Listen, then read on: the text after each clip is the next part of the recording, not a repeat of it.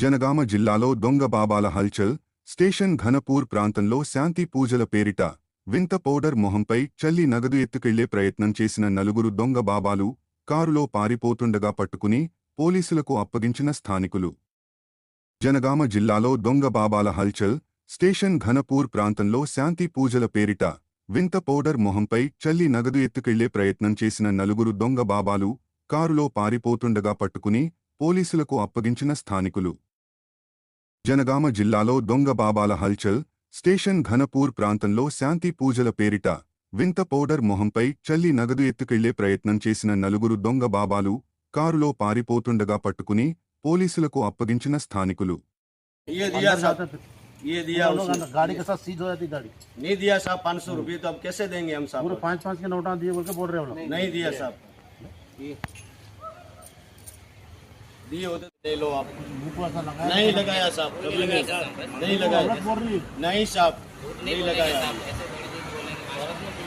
నా పేరు దిలీప్, స్టేషన్ గన్పూర్. పొద్దున్నే దొంగ బాబాలు వచ్చి షాపులలో అందరూ డబ్బులు అడగడం స్టార్ట్ చేస్తారు. ఫస్ట్ 10 రూపాయలు ఇవ్వగానే ఇంకొక 50 ఇవ్వండి అని, ఇంకో 100 రూపాయలు ఇవ్వండి అని, తర్వాత వాళ్ళ దగ్గర ఉన్న మాయమాటలు చెప్పి ఏదో పౌడర్ వాళ్ళ మీద ముఖం మీద మొత్తం చల్లి 500, 1000 రూపాయలు, 1500 ఇష్టారంగా వాళ్ళు ఎంత అంటే అంత దోచుకొని వెళ్తారు. దయచేసి అందరూ జాగ్రత్త పడాలి, అందరూ జాగ్రత్తగా ఉండాలి. ఇలాంటి దొంగ సాధులు వచ్చినప్పుడు ఎవరిని రానియకండి, 1 రూపాయి కూడా ఇవ్వకండి. వీళ్ళు కష్టం చేసి మంచిగా బతికి మంచిగా సంపాదించుకోవచ్చు.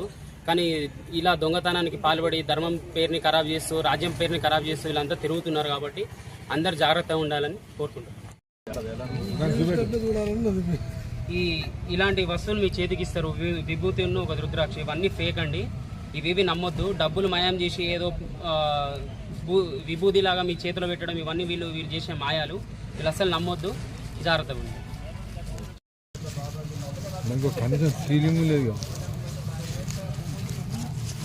రుద్రాక్ష పట్టుకొస్తా